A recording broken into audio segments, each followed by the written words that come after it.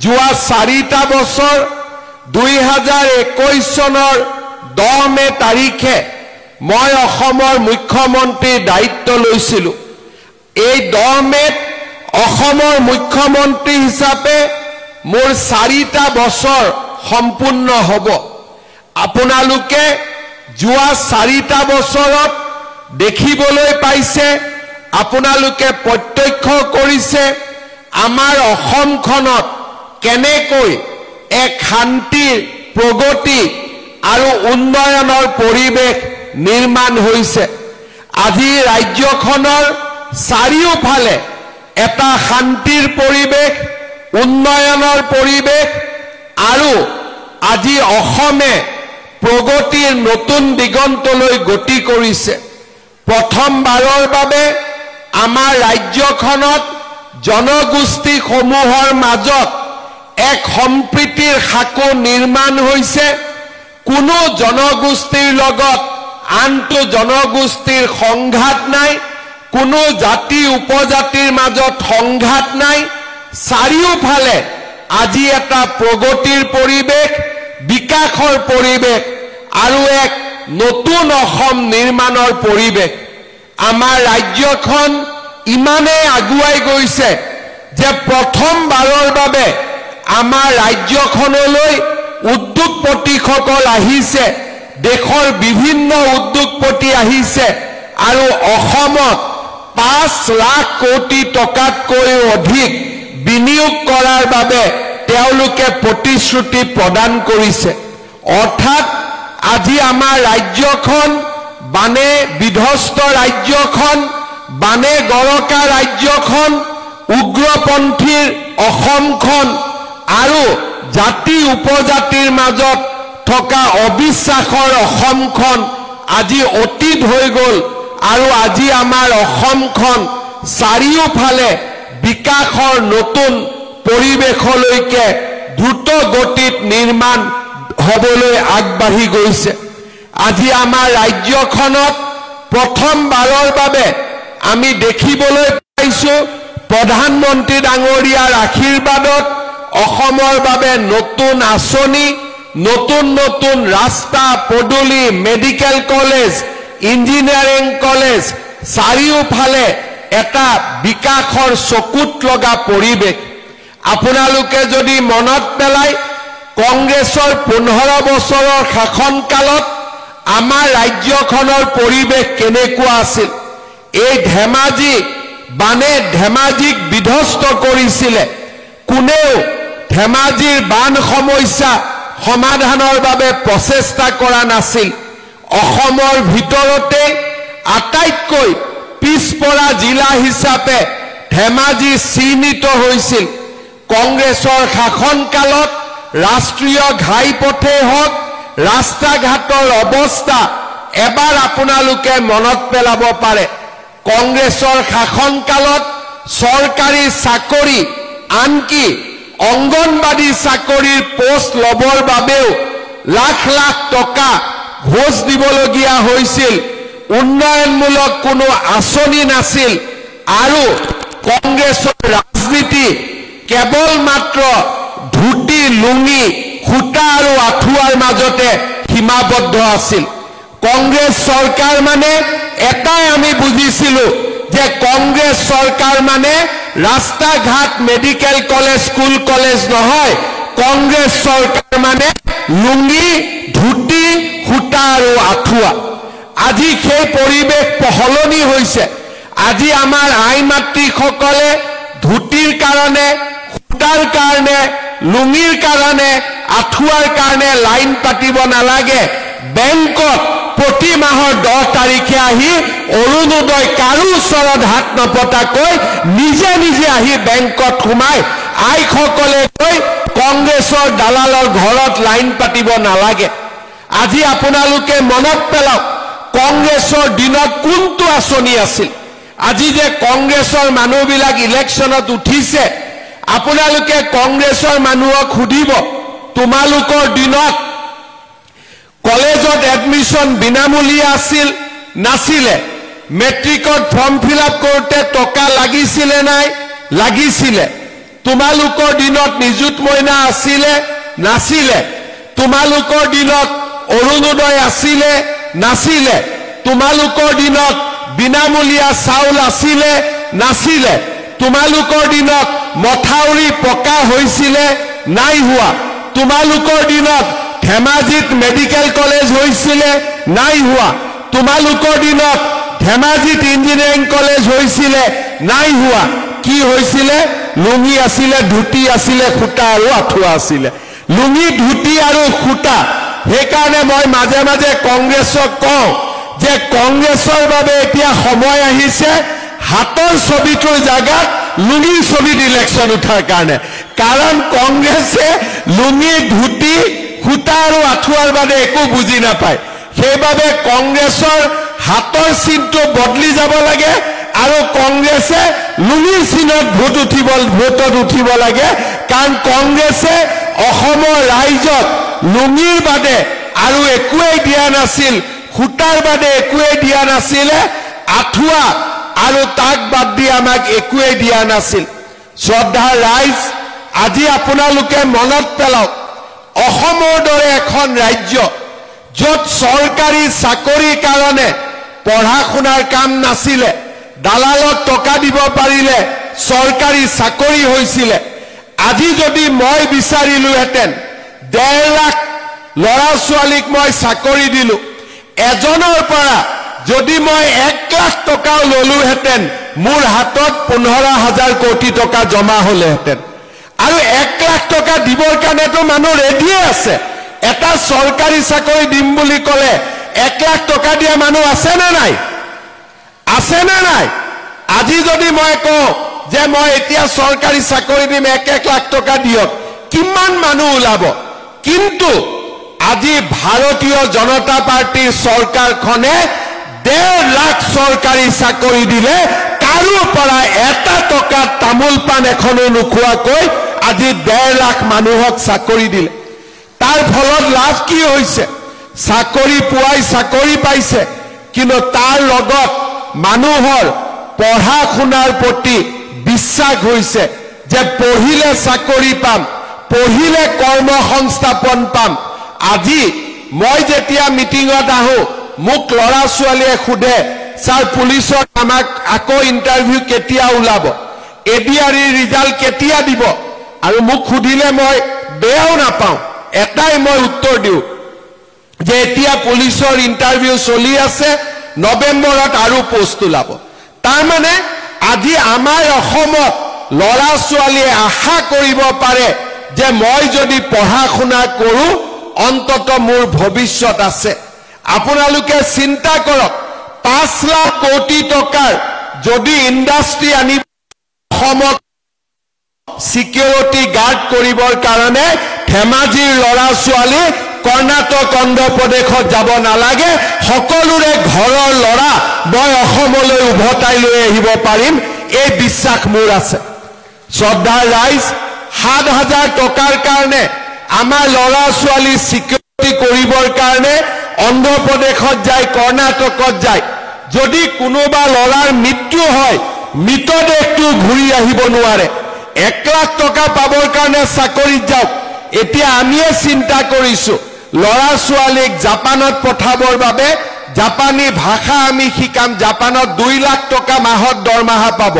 তাত যাওক কিন্তু 7,000 টকাৰ কাৰণে চাকৰি কৰিব গলে ঘৰত মাক বাপেককে পইচা দিব নে হিয়ে ভাল কৰি খাব পাৰিব আজি অসমত আমি যদি এই 5 লাখ কোটি টকাৰ উদ্যোগ বনাব পাৰো লাহে লাহে অসমত উদ্যোগৰ পৰিবেশ সৃষ্টি হ'ব কোনো মাকৰ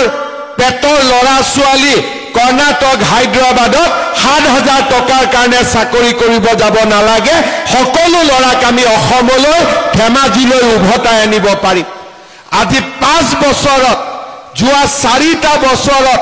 সেই আত্মবিশ্বাসৰ মাজেৰে আমি কাম কৰিছো আৰু লাহে লাহে আপোনালোকে দেখিছে আমাৰ ৰাজ্যৰ পৰিবেশ কেনেকুৱা হল কংগ্ৰেছৰ দিনত পাৰৰ বাহৰ দৰে অংগনবাদী কেন্দ্ৰ হৈছিল আজি আমাৰ দিনত হোৱা অংগনবাদী কেন্দ্ৰ আপোনালোকে পাৰ্থক্য চাব প্ৰত্যেকখন হাই স্কুলতে আজি মই লাহে লাহে 8 কোটিকৈ টকা দিছো যাতে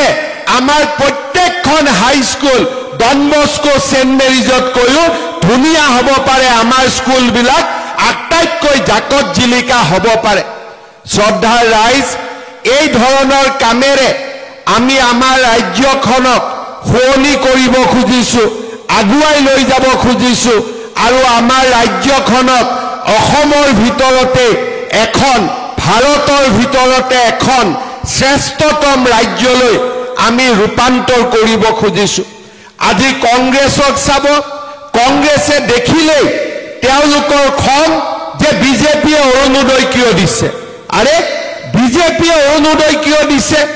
বিজেপিয়ে টকা খোৱা নাই নহয় দুখীয়া মানুহক অৰুণোদয় প্ৰয়োজন আছে কাৰণে আমি অৰুণোদয় দিছো অৰুণোদয় দৰকাৰ আছে নে নাই আপোনালোকে কওক আছে নে নাই কালি যদি কংগ্ৰেছ চৰকাৰ আহিলে অৰুণোদয় বন্ধ কৰি দিয়ে বা মই যদি অৰুণোদয় বন্ধ কৰি দিও আপোনালোকে ভাল পাব নেকি ভাল পাব নে বেয়া পাব ভাল পাব নে বেয়া পাব ডাঙৰ কৰি কওক আপোনালোকে বেয়া পাব কিয় বেয়া পাব কংগ্ৰেছে বুজি নাপায় দুখীয়া মানুহৰ কাৰণে আজি এই 1250 টকাটোৱে দুখীয়া মানুহক কিমান সহায় কৰিছে শ্ৰদ্ধাৰ ৰাইজ 2019 চনত আমি 830 টকা দি আমি 22 লাখ পৰিয়ালক অৰুণোদয় আঁচনি দিছিলো এতিয়া আপোনালোকৰ মাজত ফৰ্ম ফিল আপ হৈ আছে এতিয়া আমি অৰুণোদয় আঁচনি 22 লাখৰ পৰা 40 লাখলৈকে লৈ যাম তাৰ মানে মোটামুটি এটা সমষ্টিত 40,000 পৰিয়ালে অৰুণোদয় আঁচনি লাভ কৰিব মোক ভুৱন পেগু ৰনোজ পেগু ডাঙৰীয়াই কৈছে যে আমাৰ গোটেইখিনি হৈ গৈছে আৰু 3-4 হাজাৰ যদি বেছিকৈ অৰুণোদয় পাওঁ আমি গোটেইখিনিকে বিলাই দিব পাৰিম মই আজিয়ে কৈছো যে প্ৰত্যেক ঘৰ দুখীয়া পৰিয়ালে অৰুণোদয় পাব লাগে ধেমাজি শিশিৰ বৰগাঁও জোনাইৰ কাৰণে আৰু 3-4 হাজাৰ আৰু অৰুণোদয় বঢ়াই দিম যাতে সকলো মানুহে অৰুণোদয় আঁচনি পাব পাৰে কোনো বাদ পৰিব নালাগে সকলো মানুহকে আমি দিব পাৰো শ্ৰদ্ধাৰ ৰাইজ নতুনকৈ ফৰ্ম ফিল আপ হৈছে আপোনালোকে যিবিলাকে দুখীয়া মানুহে পোৱা নাই পঞ্চায়ত ইলেকশ্যনৰ সময়ত জিলা পৰিষদৰ মেম্বাৰ আঞ্চলিক পঞ্চায়তৰ মেম্বাৰ তেওঁলোক গাঁৱে গাঁৱে যাব দুখীয়া মানুহে ক'ব যে মা মোৰ অৰুণোদয়ত নাম অহা নাই বাবা মোৰ অৰুণোদয়ত নাম অহা নাই ধুনীয়াকৈ ডায়েৰীত নাম লিখি ল'ব আৰু ইলেকশ্যনৰ পিছতে আমি তেওঁলোককো দি সকলোকে আমি অৰুণোদয় আঁচনিৰ মাজত সোমাই ল'ম এইটোৱে হৈছে আমাৰ দায়িত্ব আৰু কৰ্তব্য মই আমাৰ যিসকল ইলেকশ্যনত উঠিছে তেওঁলোকক মই অনুৰোধ কৰিম গাঁৱত যেতিয়া আমি যাম কোনোবা বিধৱা মানুহ দেখা পাম মইতো মুখ্যমন্ত্ৰী সব গাঁৱততো যাব নোৱাৰো কিন্তু আমাৰ প্ৰাৰ্থীসকল গাঁৱত যাব আপোনালোকৰ মাজত যাব কোনোবা দুখীয়া মানুহে অৰুণোদয় পোৱা নাই কোনোবা বিধৱা মানুহে অৰুণোদয় পোৱা নাই কোনোবা বিয়া নোহোৱা ছোৱালীয়ে অৰুণোদয় পোৱা নাই এইবাৰ দুখীয়া মানুহে অৰুণোদয় পোৱা নাই এইবাৰ সকলোৰে নাম লিখি লৈ আহিব যেতিয়া আমি জুন মাহত নতুন অৰুণোদয় দিম সকলো মানুহে যাতে এইবাৰ অৰুণোদয় পাব পাৰে দুখীয়া মানুহ যাতে কোনো অৰুণোদয়ৰ পৰা বাদ পৰি যাব নালাগে শ্ৰদ্ধাৰ ৰাইজ আপোনালোকে চিন্তা কৰক যোৱা লোকসভা ইলেকশ্যনৰ সময়ত মই কৈ গৈছিলো যে ঘৰ পাবৰ কাৰণে যি জিঅ' টেগিং আছে এইবাৰ মই আত্মসহায়ক গোট জীৱিকা সখী দি জিঅ' টেগিং কৰাম এইবাৰ জিঅ' টেগিং হ'ল নে নাই ভাল কৰি আপোনালোকে কওক আগতকৈ ভাল হ'ল নে নাই এতিয়া ইমানটোলৈকে আমি নিয়ম কৰিব খুজিছো যে যিবিলাকৰ নাম কিবা কাৰণত জীৱিকা সখী বাইদেউসকলেও লোৱা নাই এতিয়া আমি আপোনালোকক এটা সুবিধা দিম নিজৰ ঘৰৰ জিঅ' টেগিং যাতে নিজে আপোনালোকে কৰি দিব পাৰে কাৰো ওচৰত হাত পাতিব নালাগে তাৰ মানে এইবাৰ মই অৰুণোদয় সকলোকে দিয়াৰ কাম সম্পূৰ্ণ কৰিম দ্বিতীয়তে ঘৰৰ যাতে লিষ্টত আমাৰ প্ৰতিগৰাকী আগতে নোপোৱা মানুহৰ ঘৰ আহিব পাৰে দুখীয়া মানুহৰ নাম ঘৰৰ লিষ্টত সোমাব পাৰে এমপি ইলেকশ্যনৰ সময়ত মই কৈ গৈছিলো অসমৰ কতো নাই আগতে কমপ্লেইন আছিলে জিঅ' টেগিং ললে টকা দিব লাগে 10,000 দিব লাগে 15,000 দিব লাগে 20,000 দিব লাগে এইবাৰ জিঅ' টেগিং মোটামুটি বিনা পইচাত টেগিং হৈছে না নাই কৰবাত যদি কোনবাই চাহ একাপ খাইছে বেলেগ কথা কিন্তু পইচা লবতো কোনো হাত কৰা নাই কৰিছে নেকি অৰ্থাৎ লাহে লাহে আমি অসমখনৰ পৰিৱৰ্তন কৰি আনি আছো শ্ৰদ্ধাৰ ৰাইজ এইবাৰ আমি আৰু কেইটামান নতুন কাম কৰিব খুজিছো যোৱা এপ্ৰিল মাহৰ 1 তাৰিখৰ পৰা ইলেক্ট্ৰিচিটি বিলৰ দাম মই 1 টকা কমাই দিছো এইবাৰ যেতিয়া ইলেক্ট্ৰিচিটি বিল আহিব আগতকৈ 1 টকা আপোনালোকৰ দাম কমি আহিব নৱেম্বৰ মাহত অক্টোবৰ মাহত যদি ভগৱানে মোক সহায় কৰে মোৰ মনত ইচ্ছা আছে ইলেক্ট্ৰিচিটিৰ দাম আৰু 1 টকা কমাই দিবৰ কাৰণে যাতে দুখীয়া মানুহে ইলেক্ট্ৰিচিটিৰ বিল দিয়াটো সহায় পাব পাৰে শ্ৰদ্ধাৰ ৰাইজ মহিলাসকলে মোক সোধে 10,000 টকাটো মামা কেতিয়া দিব এইটো এটা চিন্তা হৈ আছে হয় নে নহয় আছে না নাই চিন্তা এতিয়া আপোনালোকে এইটো কথা মোক নুখুধিব 10,000 টকা বিহালীত দি আমি আৰম্ভ কৰি দিছো ভুবন পেগু ৰনোজ পেগু প্ৰদান বৰুৱাই যি দিনাখনে দিন দিয়ে সেই দিনাখনে আহি মই ইয়াত দি থৈ যাম মোৰ কোনো আপত্তি নাই মোৰ ফালৰ পৰা এতিয়া সব ক্লিয়াৰ হৈ গৈছে এতিয়া মাত্ৰ ভুবন কেতিয়া দিবি এটা ডেট দি দে না হা এটা আপোনালোকক কোন তাৰিখে লাগে আপোনালোকে কক ডেট এটা বানপানীৰ আগত লাগে নে পিছত লাগে আপোনালোকক বিহালীত যেনেকে পালে তেনেকে ভুবন পেগু ৰনোজ পেগু প্ৰদান বৰুৱাৰ লগত মই আলোচনা কৰিম 3খন মিটিং হ'ব এখন ধেমাজিত এখন আমাৰ শিলাপথাৰত এখন আমাৰ জুনাইত আৰু এই 3খন মিটিং কৰি মে মাহ নহলেও জুন মাহৰ ভিতৰত আপোনালোকক 10,000 টকাটো মই ক্লিয়াৰ কৰি দিম হ'ব ডাঙৰকে হাত চাপৰে এতিয়া আকৌ কোনোবাই ৰেকৰ্ড টেকত কৰি লওক জুনৰ ভিতৰত দিম বুলি কৈছো তেতিয়াহে মোক মনত পেলাই দিব পাৰিব হয় নে নহয় এতিয়া আমাৰ কাম হৈ গল চিন্তা কৰিব নালাগে 10,000 টকাটো আপোনালোকে পাই যাব কিন্তু 10,000 টকাটো শেষ নহয় বিহালীত যেতিয়া মই 10,000 টকাটো আই মাতৃসকলক দিছিলো এগৰাকী আই মাতৃ খুদিলো মোক ফটো তুলি আছিলে মাজনী আই মাতৃ ফটোটো নুঠিলে তেতিয়া মই কলো কি মোবাইলটো বেয়া নেকি বলে মামা মোবাইলটো বেয়া 10,000 টকাটো আজি লম নহয় নতুন মোবাইল এটা কিনিম এতিয়া কথাটো হল মোবাইল কিনিব নালাগে ঠিক আছে ভগৱানে যদি কেতিয়াবা মোক শক্তি দিয়ে আপোনালোকক মই চৰকাৰৰ পৰা ফ্ৰী মোবাইল এটা দি দিম কেতিয়াবালৈকে এতিয়াই কোৱা নাই লাহেকৈ কিন্তু এই 10,000 টকাটো আমি জুন দিনাখন পাম কংগ্ৰেছৰ মানুহবিলাকে বিহালীত উলিয়াইছিলে যে মামা এনে কৈছে 10,000 নিদিয়ে মই 10,000 দি দিলো এবাৰ ইলেকশ্যনত কংগ্ৰেছে তাতে ইলেকশ্যনে নেখেলিলে সব বিজেপি আনকণ্টেষ্ট জিকি গল কাৰণ প্ৰচাৰ বেছি কৰি আছিলে মই নিদিও বুলি আৰু মই যি কওঁ আজিলৈকে প্ৰত্যেকটো কথা ৰাখি আহিছো নে নাই গতিকে এতিয়া আপোনালোকক মই এটা অনুৰোধ কৰিম 10,000 টোতো পাবই 10,000 টোৰ কাৰণে মই একো কোৱা নাই কিন্তু 10,000ত মই শেষ নকৰো 10,000 যিসকলে ভাল কৰি খৰচ কৰিব মই আজি আপোনালোকক প্ৰতিশ্ৰুতি দিছো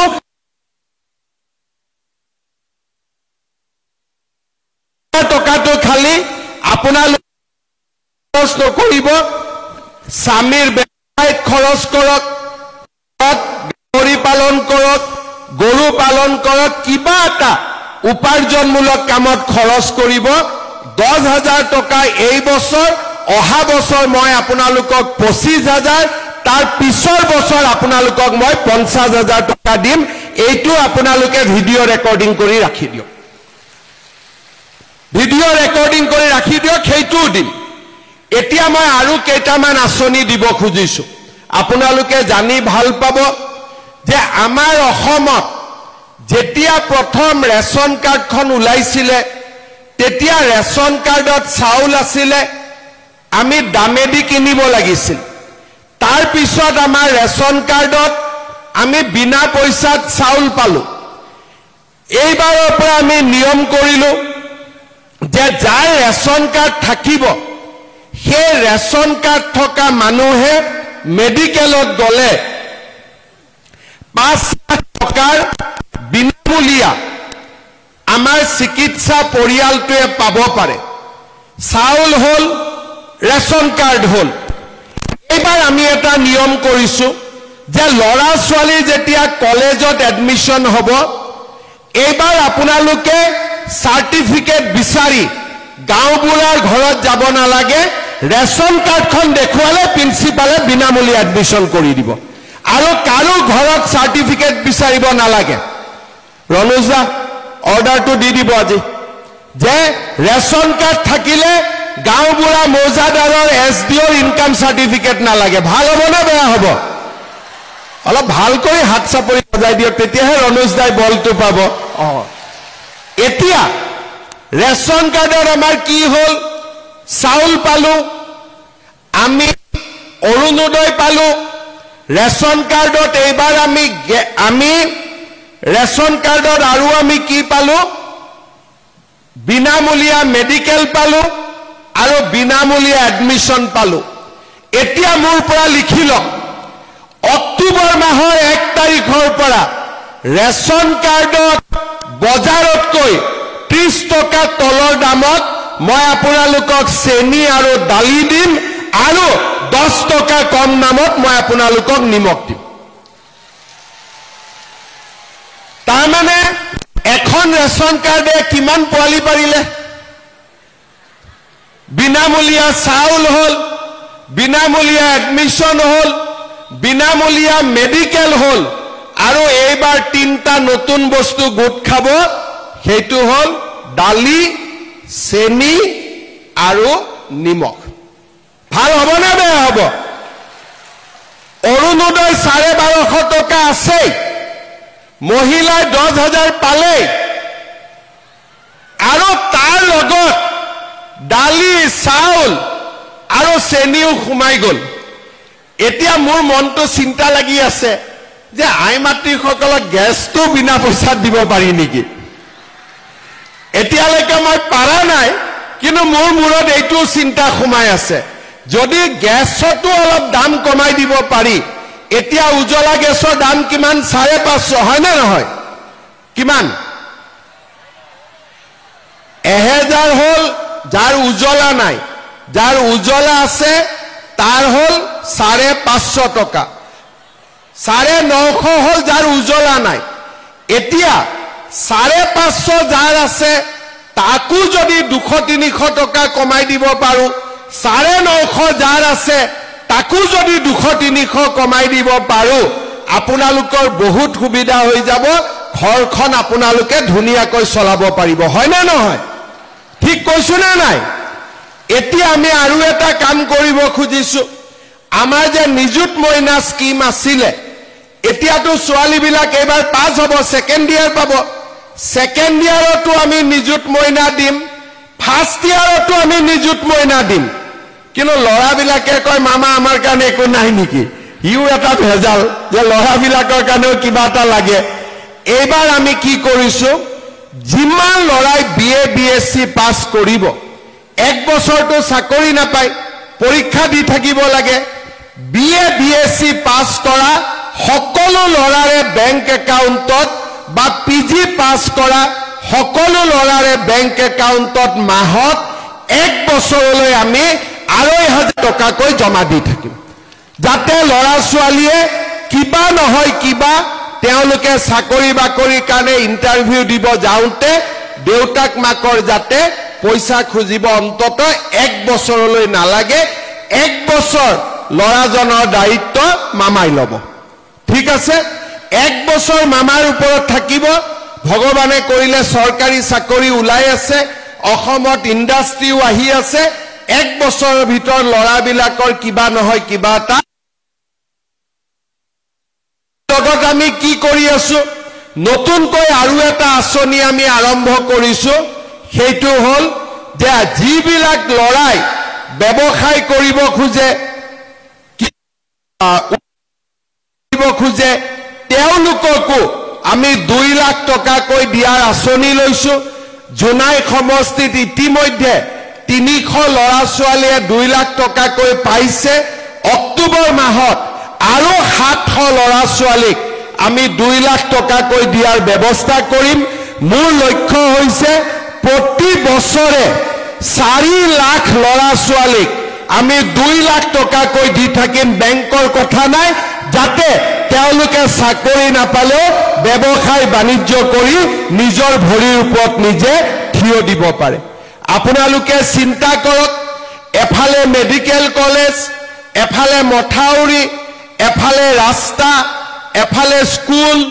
এফালে মাটিৰ পট্টা এইবিলাক কামৰ লগে লগে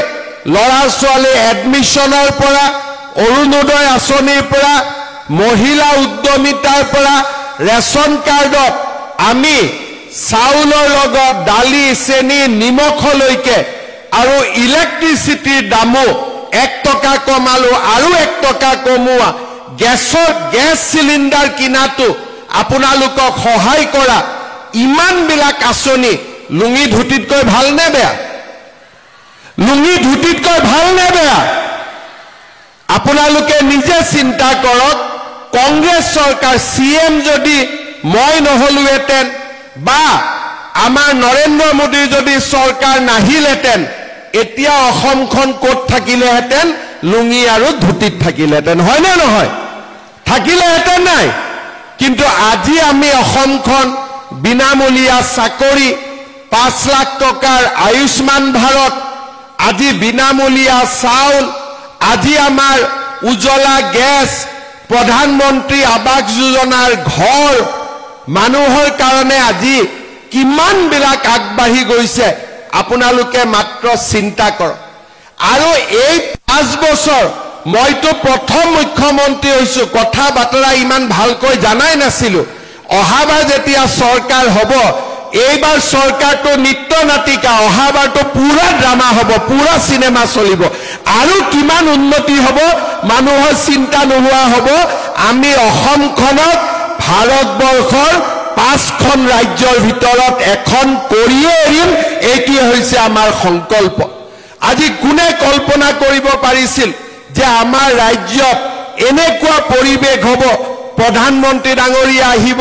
এতিয়া 8 ছেপ্টেম্বৰত প্ৰধানমন্ত্ৰী ডাঙৰীয়া আহিব ভূপেন হাজৰিকাৰ জন্ম শতবাৰ্ষিকীৰ বাবে কত কিমান আজি আমাৰ সকলো জাতি জনগোষ্ঠী কাউন্সিল হৈছে জনজাতীয় লোকৰ বাবে কাম হৈছে আজি আমাৰ সকলো জনগোষ্ঠীৰ বাবে কাম হৈছে এই ধেমাজি ঢকুৱাখানাত এসময়ত আহোম মৰাণ মটক চুতীয়া গুৰখা কোনেও মাটি কিনিব নোৱাৰিছিল আজি আমি সেই সমস্যা সমাধান কৰিছো আজি প্ৰত্যেকটো যিমান জাতি জনগোষ্ঠীৰ সমস্যা আছিল প্ৰায়বিলাক সমাধানলৈকে আজি আমি লৈ গৈ আছো শ্ৰদ্ধাৰ ৰাইজ এখন শান্তিৰ অসম বিকাশৰ অসম ইয়াত আৰু এতিয়া লুঙি আৰু ধুতিৰ প্ৰয়োজন নাই এই লুঙিৰ মানুহবিলাকক সিধা সিধি বাংলাদেশলৈকে পঠাই দিব লাগে যে লুঙি বিলাব লাগে যদি যা বাংলাদেশত বিলাগৈ আমাক আৰু ইয়াত লুঙি বিলাব নালাগে কংগ্ৰেছ বিলাকক এইটোৱে ক'ব যে তহঁতৰ যদি ইমানে লুঙি পিন্ধোৱাৰ চখ আছে তহঁতি গৈ বাংলাদেশত লুঙি বিলাগৈ ইয়াত আৰু এতিয়া লুঙিৰ কাম নাই ইয়াতে ধুতিৰ কাম নাই আমাক উন্নতি লাগে আমি আগুৱাই যাব লাগে আমি অসমখনক এটা নতুন পৰিৱেশলৈকে লৈ যাব লাগে